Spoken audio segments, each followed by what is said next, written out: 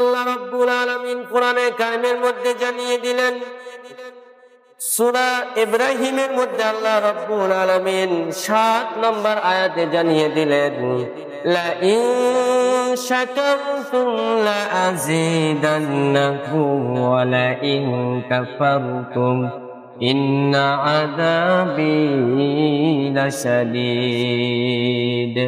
আমার আল্লাহ রাব্বুল আলামিন কোরআনে কারিমের মধ্যে জানিয়ে দিলেন, ও হে মুমিন বান্দা বান্দীগণ, তোমরা সর্ব অবস্থায় যদি নিয়ামতের শুকরিয়া আদায় করো, লা ইন শাকারতুম, নিয়ামতের শুকরিয়া যদি আদায় করো, লা আযীদান্নাকুম, তোমাদের নিয়ামতগুলো আমি আল্লাহ রাব্বুল আলামিন আরো বৃদ্ধি করে দিব, আমি আল্লাহ রাব্বুল আলামিন আরো বাড়িয়ে দিব। সুবহানাল্লাহ। আমার আল্লাহ রাব্বুল আলামিন কোরআনে কারিমের মধ্যে বললেন, তোমরা যদি নিয়ামতের শুকরিয়া আদায় করো, তোমাদের নিয়ামত আমি আল্লাহ রাব্বুল আলামিন আরো বাড়িয়ে দিব।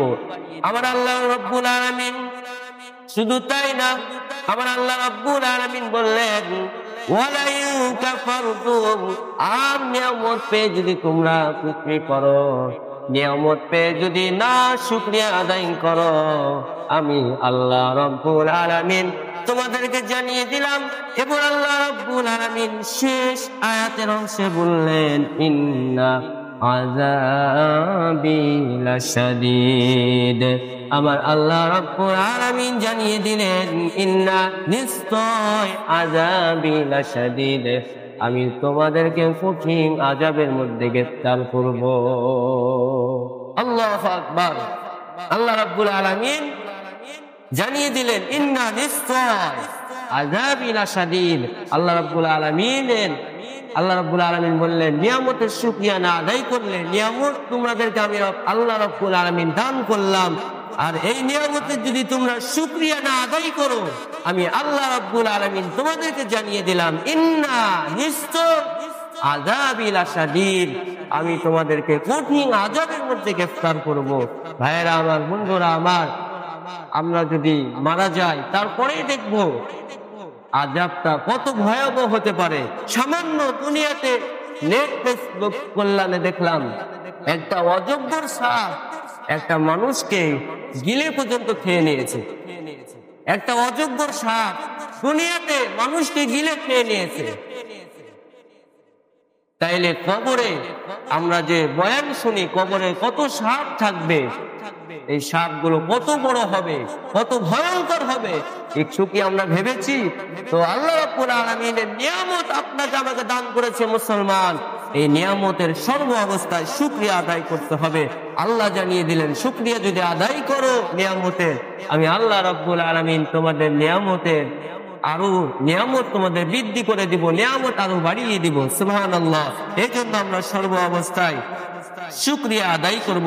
আল্লাহ রাব্বুল আলামিন আমাদেরকে তৌফিক দান করুক, আমরা বলছি আমিন।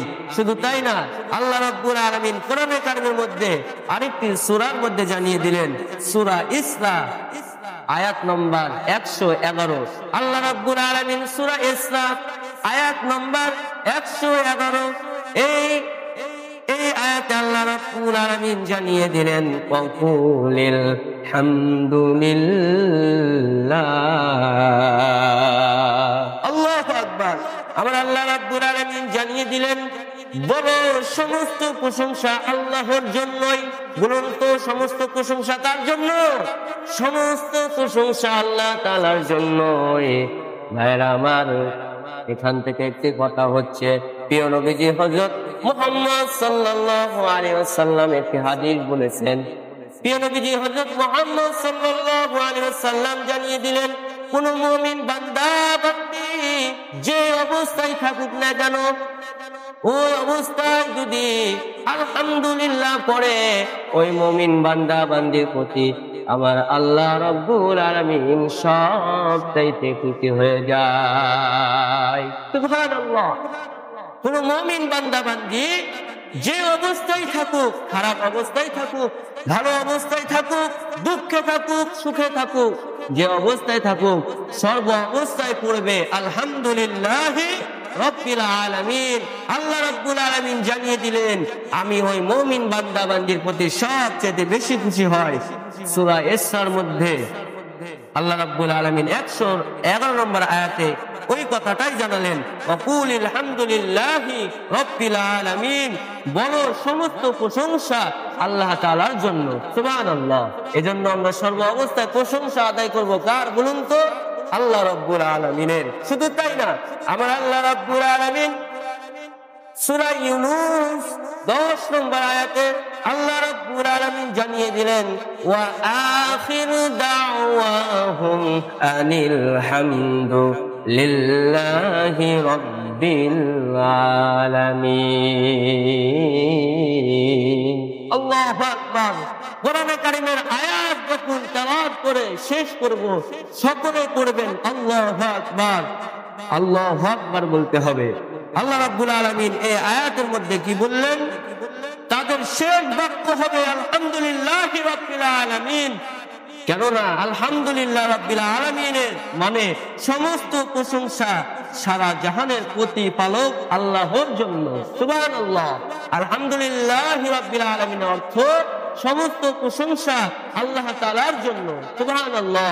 তাদের শেষ বাক্য হবে, আমরা মুসলমান আমাদের শেষ বাক্য হবে কোন বাক্য বলুন তো? আলহামদুলিল্লাহি রাব্বিল আলামিন।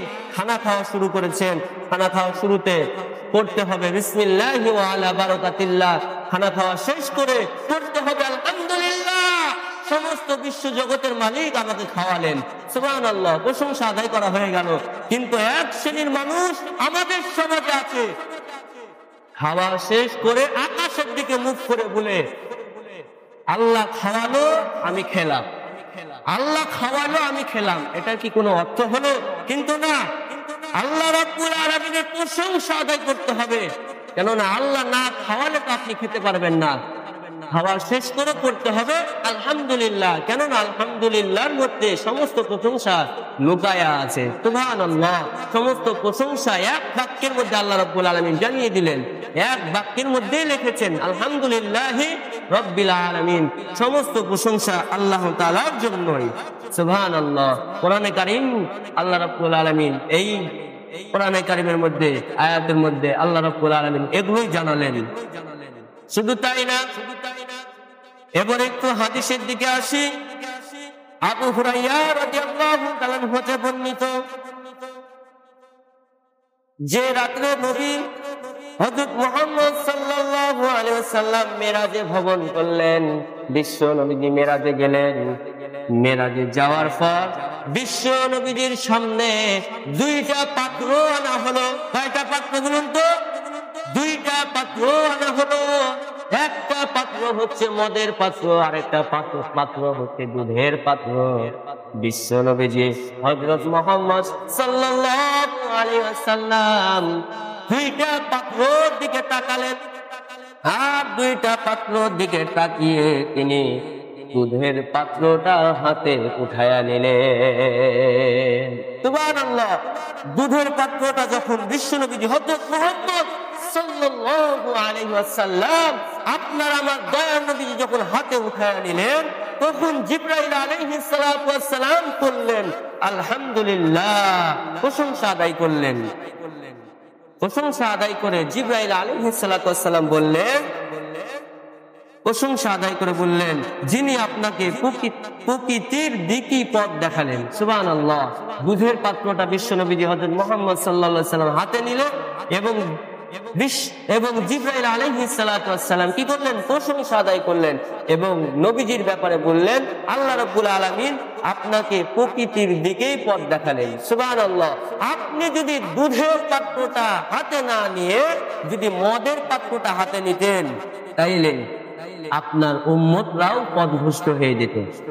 আল্লাহু আকবার। এজন্য বিশ্ব নবীজি দুধের পাত্রটা হাতে নিলেন, তারপর জিবরাইল আলাইহিস সালাতু ওয়াস সালাম প্রশংসা আদায় করলেন। সুবহানাল্লাহ।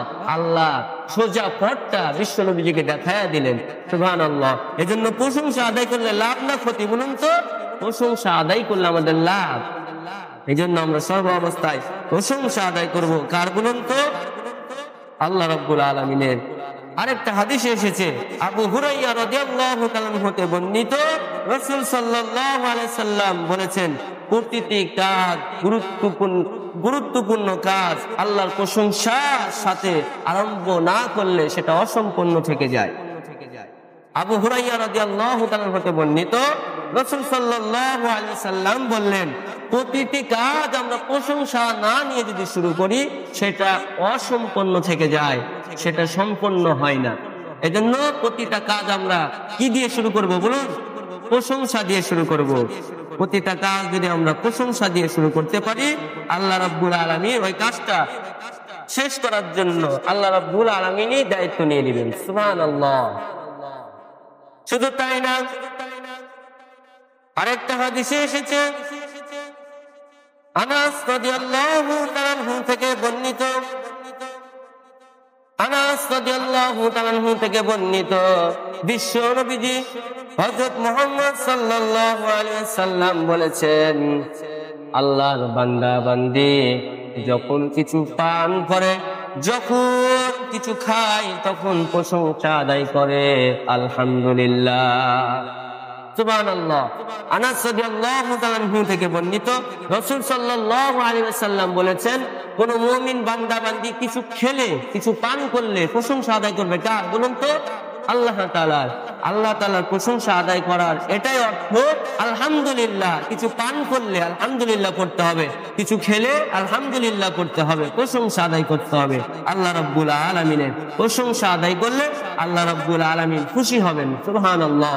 এজন্য আমরা সর্ব অবস্থায় প্রশংসা আদায় করব আল্লাহ রাব্বুল আলামিনের। এজন্য তো শিল্পী আমাদেরকে জানিয়ে দিল গানে গানে, প্রশংসা সবই কেবল তোমারই, প্রশংসা সবই কেবল তোমারই, রব্বুল আলামিন। দয়ালু মেহেরবান করুণা অপূরণ, দয়ালু মেহেরবান করুণা অপূরণ, আর কেউ নয় তুমি মালিক শেষ বিচারের দিন, শেষ বিচারের দিন। প্রশংসা সবই কেবল তোমারই, বলুন প্রশংসা সবই কেবল তোমারই, রব্বুল আলামিন। দয়ালু মেহেরবান করুণা অপূরণ, দয়ালু মেহেরবান করুণা অপূরণ, আর কেউ নয় তুমি মালিক শেষ বিচারের দিন, শেষ বিচারের দিন। আওয়াজ দিয়ে বলুন মারহাবা। আমরা সর্ব অবস্থায় প্রশংসা করবো কার বলুন? আল্লাহ রাব্বুল আলামিনের। প্রশংসা আদায় করলে আল্লাহ খুশি হয়ে যায়। সুবহানাল্লাহ। যে অবস্থায় থাকবো সেই অবস্থায় প্রশংসা আদায় করবো কার? আল্লাহ রাব্বুল আলামিনের। আরেকটা কথা বলে আলোচনা শেষ করব। আল্লাহ রাব্বুল আলামিন কত নিয়ামত আমাদেরকে দান করলেন। আল্লাহ রাব্বুল আলামিন মানুষকে এত সুন্দর ভাবে সৃষ্টি করলেন, সুন্দর অবয়ব দিয়ে, সুন্দর অবয়ব দিয়ে আমাদেরকে সৃষ্টি করলেন। আল্লাহ রাব্বুল আলামিন কোরআনে কারিমের মধ্যে জানিয়ে দিলেন, লাকাদ খালাকনাল ইনসানা ফি আহসানি তাকওয়িম। আমার আল্লাহ রাব্বুল আলামিন বললেন, মানুষকে সুন্দরভাবে আমি সৃষ্টি করেছি, এত সুন্দর অবয়ব দিয়ে মানুষকে আমি সুন্দরভাবে সৃষ্টি করেছি। দুনিয়ার কোনো কিছু আমি তেমন ভাবে সুন্দর ভাবে আমি সৃষ্টি করিনি, মানুষকে যত সুন্দরভাবে আমি সৃষ্টি করেছি। সুবহানাল্লাহ। সুন্দর অবয়ব দিয়ে, সুন্দর আকৃতি দিয়ে আমি আল্লাহ রাব্বুল আলামিন মানুষকে সৃষ্টি করেছি। সুবহানাল্লাহ। মানুষকে আল্লাহ রাব্বুল আলামিন চোখ দিলেন, কান দিলেন, হাত দিলেন, মুখ দিলেন, কত সুন্দর ভাবে সাজিয়ে দিলেন মানুষকে। আল্লাহ রাব্বুল আলামিন মানুষের অক্সিজেনের একটা ব্যবস্থা করে দিলেন। প্রতিটা সেকেন্ডে আমরা অক্সিজেন গ্রহণ করতেছি। কথা বলুন ঠিক কিনা? প্রতিটা সেকেন্ডে আমরা অক্সিজেন গ্রহণ করতেছি। মেডিকেলে যে, হসপিটালে যে, আপনি ঢাকা মেডিকেলে না, রাজশাহী মেডিকেল কলেজ হাসপাতালে যে আপনি জিজ্ঞেস করবেন অক্সিজেনের দাম কত, ডাক্তারকে যে জিজ্ঞেস করবেন, দেখবেন ডাক্তাররা বলবে এত টাকা দাম, এত টাকা দাম।